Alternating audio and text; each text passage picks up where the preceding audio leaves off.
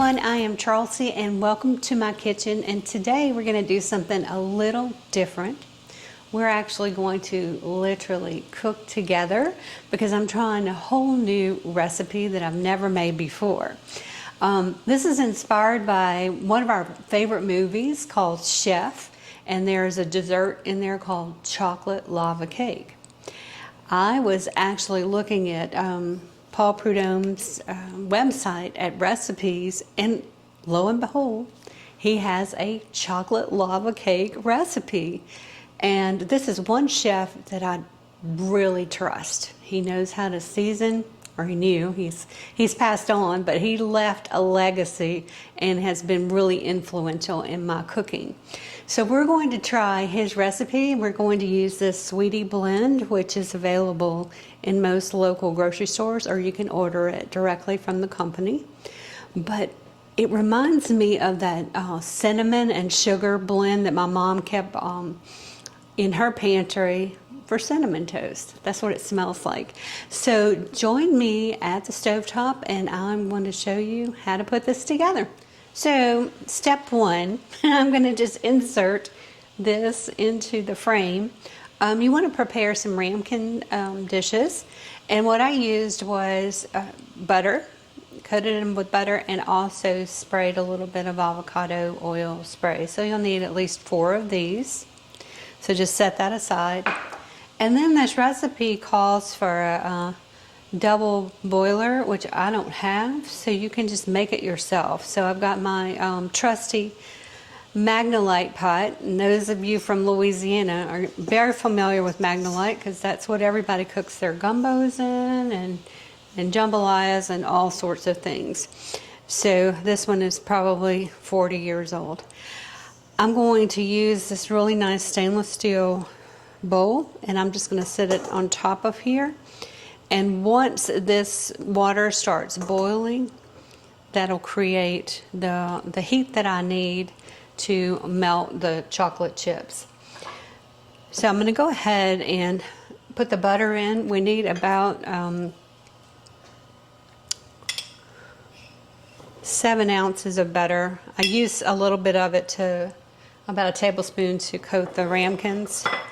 And I don't know if you can see, but it's already starting to melt. So that shows you the heat that's in there already.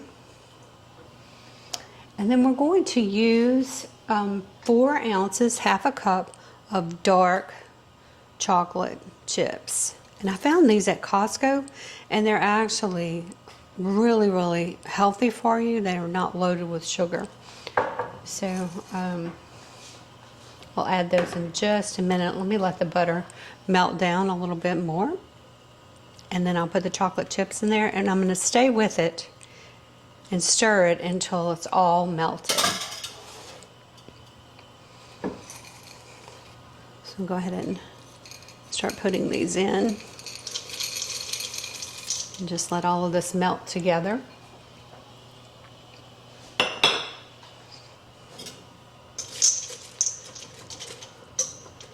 And it's amazing to me how hot this gets.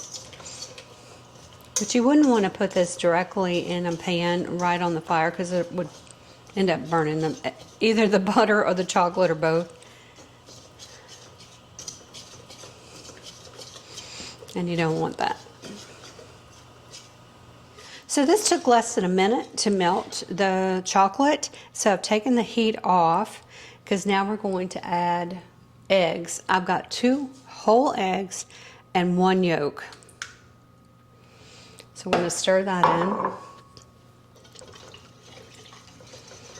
And you can scramble them prior if you want, but since I'm using this whisk, it's fine. It's already thickening up.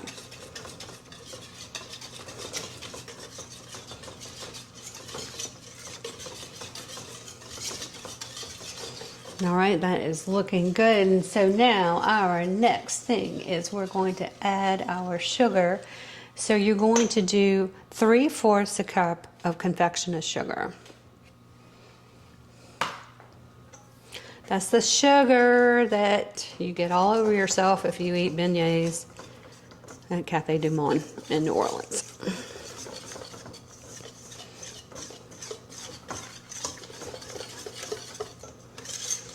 nice thick batter already with the sugar.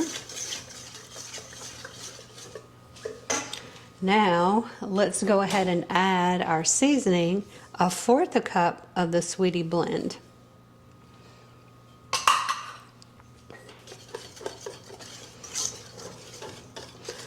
I just need to hold on to this, so sorry if you're getting the hand view.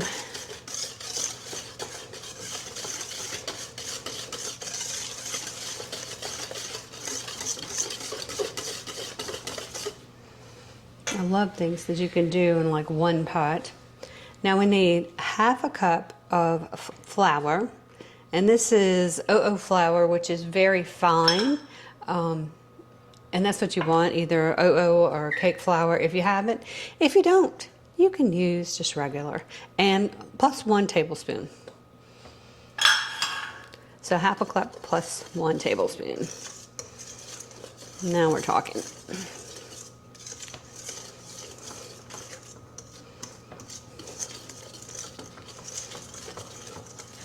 Also, let me add the last ingredient is just, you can use 1/4 to 1/3 a teaspoon of salt. I'm using 1/4 because this is Redmond's salt and it's a bit stronger. And believe it or not, y'all, that's it.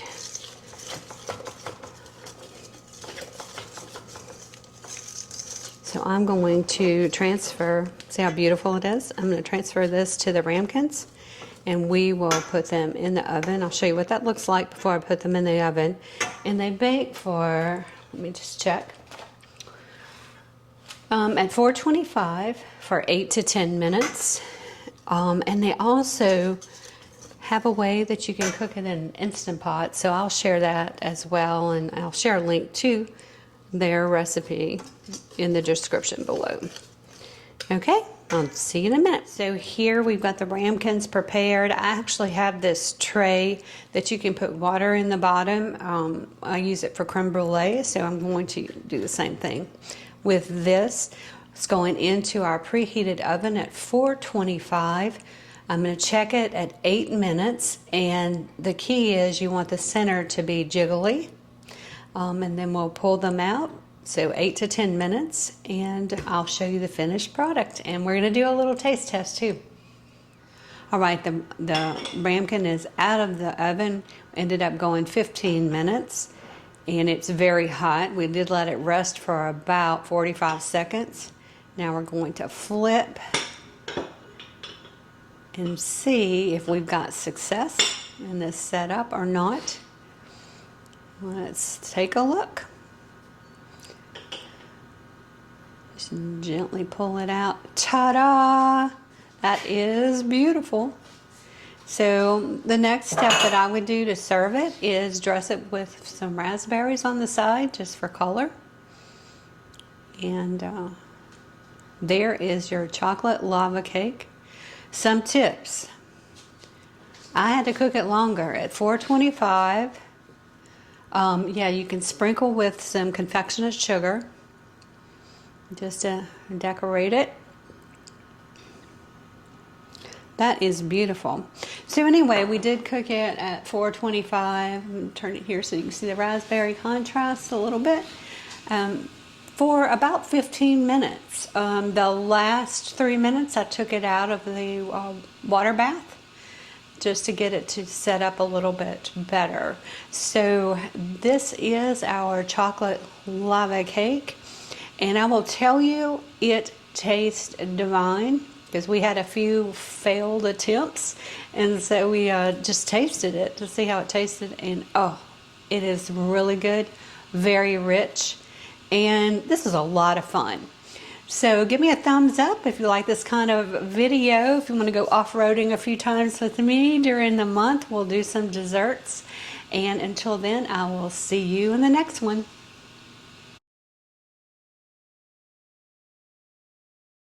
All right, everybody, fresh out of the oven, you want to take a plate and you're going to put it on top. I got to get it underneath it though without burning myself, because these things are hot.